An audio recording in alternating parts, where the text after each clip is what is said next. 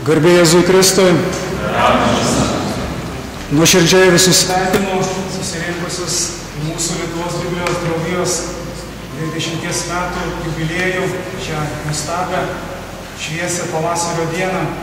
Aš esu dėkoju, kad atradot laiką ateiti ir kartu pabūti valandėlę su mumis, pasidžiaugti tuo nueitu keliu, tuo Dievo žodžiu, kuris iš tiesų mus keičia, brandina ir daro mus panašesniais į Dievo sūnų.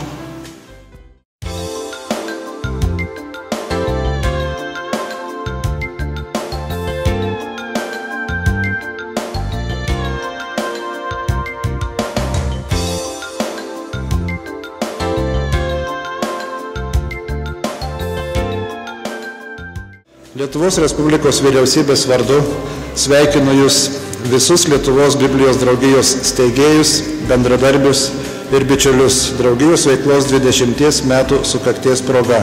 Biblija yra ne tik unikali visos žmonijos religinio ir kultūrinio paveldo dalis. Tai šventasis raštas, kuriame judėjai ir krikščionių tikintieji suranda Dievo žodį, apreiškimą ir tiesą.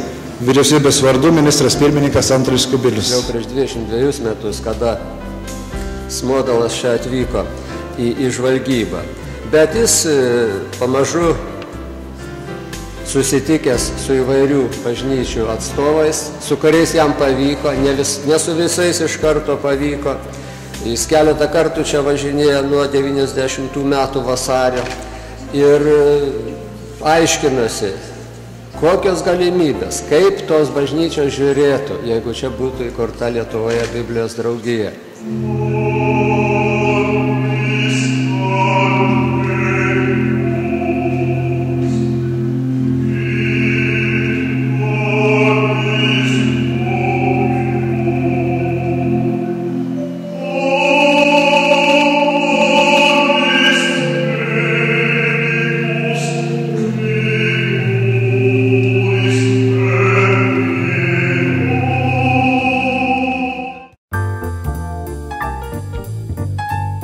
Didelė dalis draugijos išleisto šventojo rašto ir kitų knygų yra padovanota mokyklų bibliotekoms ir globos namuose augantiems vaikams.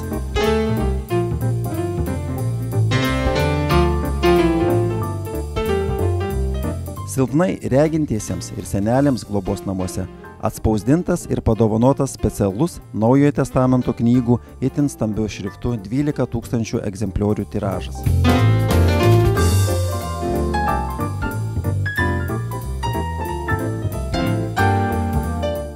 Parodą Biblija istorijoje ir šiandieną su įspūdinga didžuve aplankė apie 75 000 vaikų ir suaugusių. Iš viso paroda eksponuota 60 skirtingų Lietuvos vietų.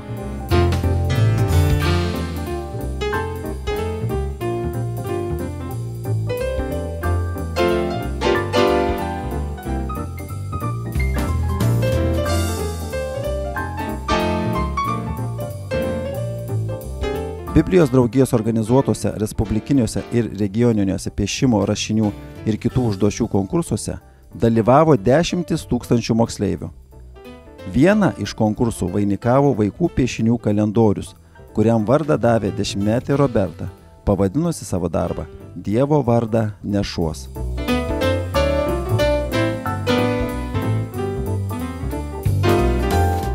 Žiūrint į šituos darbus, atrodos, kad Lietuvos Biblijos draugija išgirdo apaštalo Pauliaus raginimus. Kristaus žodis tegyvuoja jumyse vaisingai.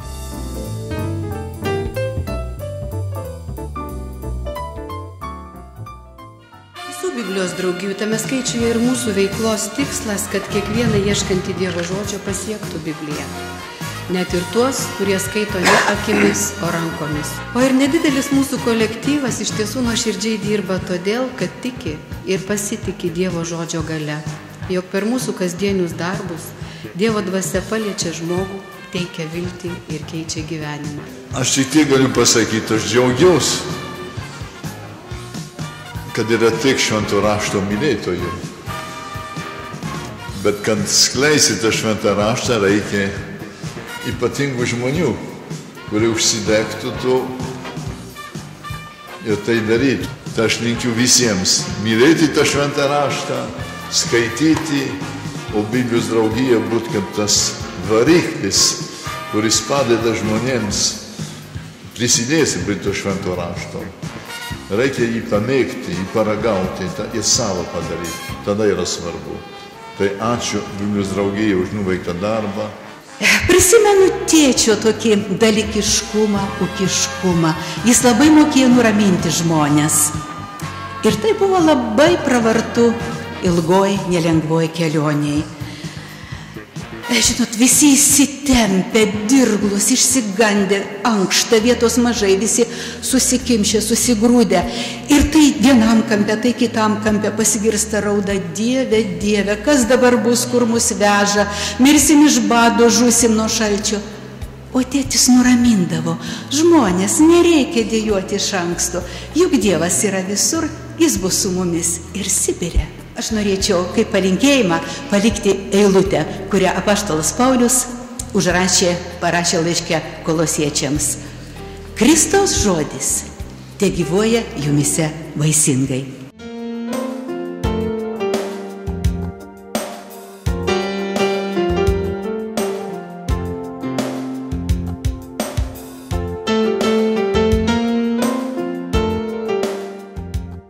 Mylimi broliai ir seserys Kristuje, garbus svečiai. En arche, en hologos. Kai hologos en proston, klausė manęs, kokia nauda skaityti Evangeliją graikiškai. Atsakysiu, jog pridera mums vedžioti pirštu palei raides, kurios patvaresnės nei iškaltos akmenyje.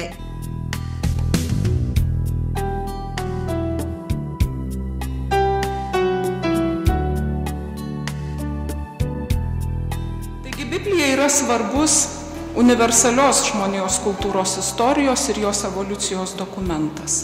Biblija yra įdomi įvairioms mokslo sritims, tokių mokslų sritims, kurių metodas reikalauja tikslumo ir davinių aiškumo. Kuomet Bibliją atsiverčiame kaip tikėjimo knygą, ji mus anksčiau ar vėliau išmuša iš kasdienybės ir drąsina leistis vėlgi labai neįprasta kryptimi. Klausimų, kas tai ir kodėl taip kryptimi.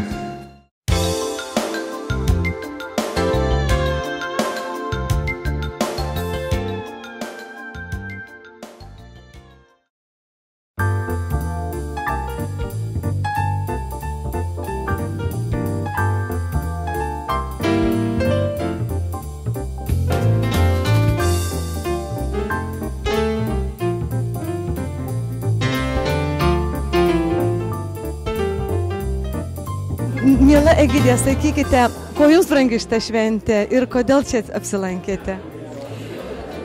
Šiandieną švenčiam Biblijos draugijos įkūrimo 20-metį. Man labai brangi šitą šventę, kadangi labai brangus yra Dievo žodis, kurį randi šventajame rašte. Ir manau, kiekvieną dieną pradedu skaitydama šventą raštą ir kiekvieną dieną stengiuosi užbaigti irgi skaitydama šventą raštą, ne visada pavyksta. O sakykite, esate taip pat ir verslo žmogus, o kaip derinate irgi darbą ir tikėjimą? Tai yra neatsiejama, tuo, kuo tu gyveni, tuo ir vadovaujasi dirbdamas.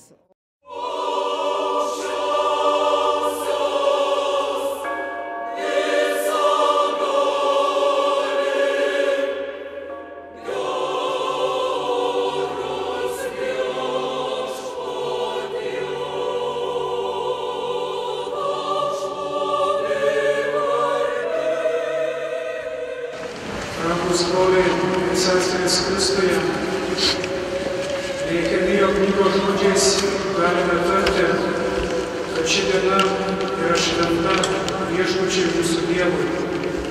Nebūkime liūdni, nes džiugesys viešpatyje yra mūsų stiprybė.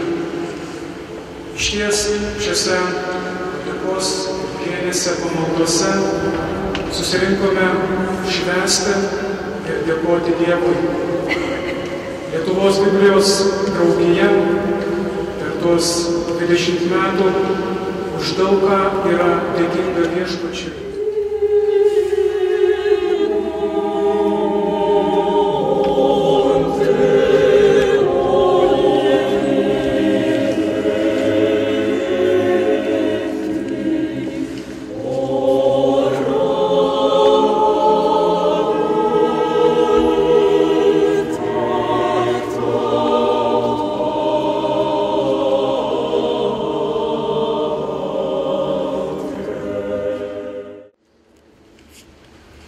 Ieškokite Viešpaties, kai galima jį rasti. Šaukitės jo, kai jis arti. Tepalieka nedorėlis savo kelią ir nusidėjėlis savo kėslus. Te grįžta jis pas Viešpatį, kad jo pasigailėtų. Pas mūsų Dievą, nes jis labai atlaidus. Juk mano mintis, ne jūsų mintis, o mano keliai, ne jūsų keliai. Tai Viešpaties žodis.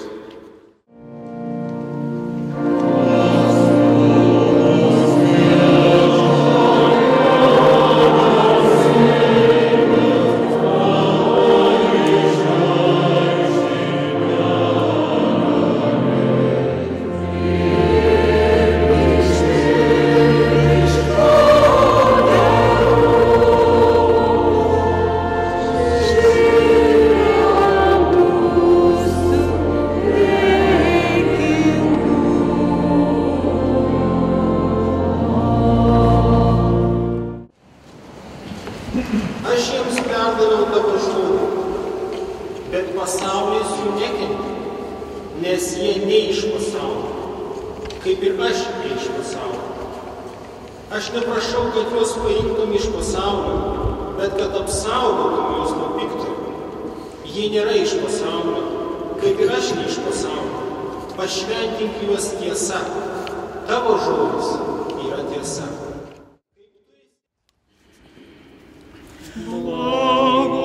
Благослови душе моя Господа, благословен еси Господи.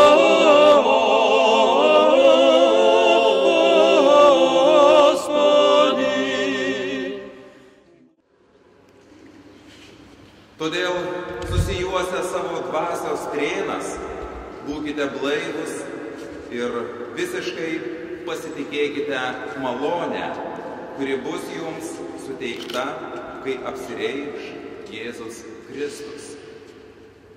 Kaip klusnūs vaikai, daugiau nepasiduokite ankstesnėms savo neišmaningumo laikų aistroms.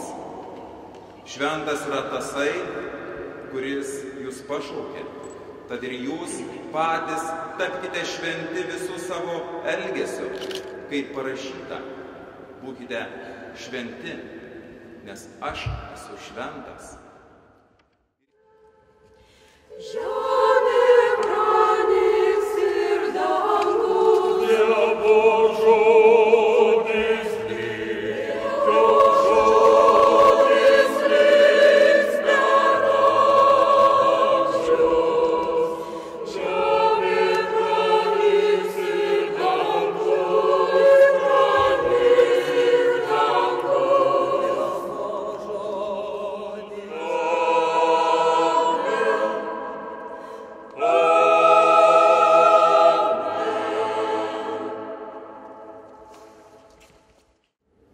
Ir aš linkiu mums visiems, kad Dievo žodis kuo mažiau būtų patrauktas iš mūsų, bet mes pažintume jį, nes per Dievo žodį mes pažįstame patį tarėją, patį Dievą.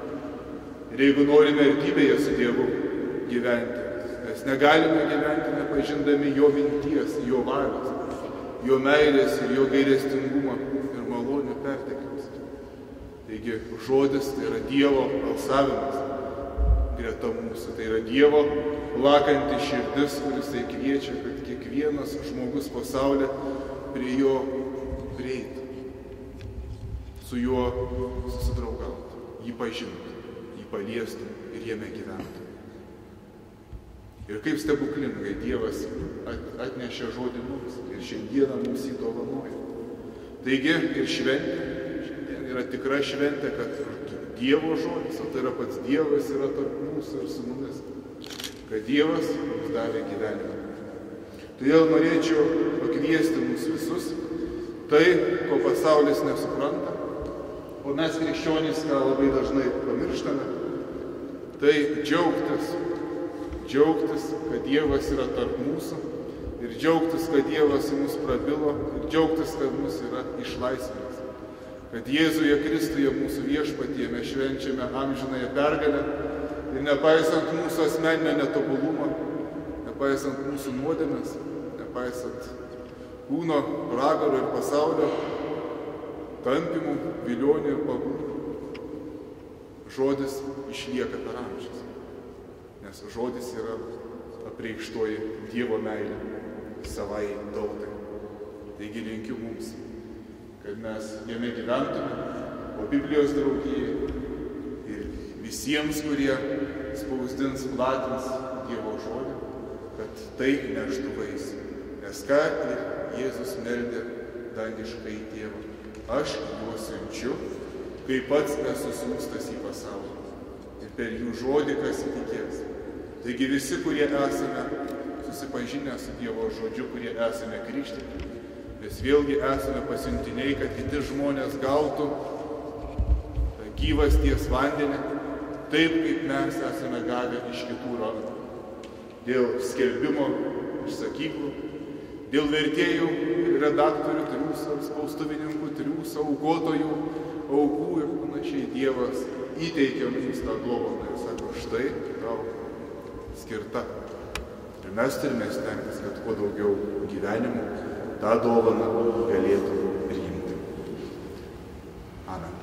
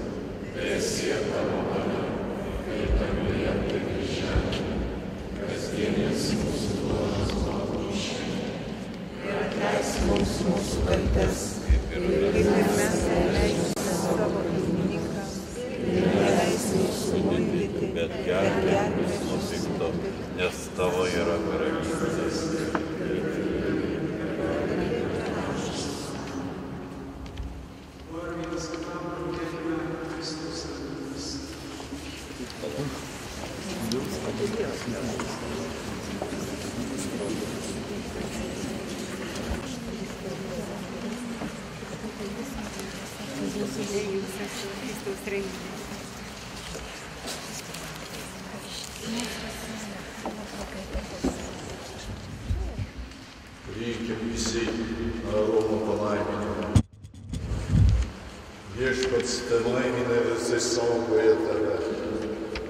Viešpats Dievas te apšviečia tave savo veidu ir tesi tau malonus. Viešpats Dievas te pakelia savo veidą į tave ir te suteikia tau savo ramybę.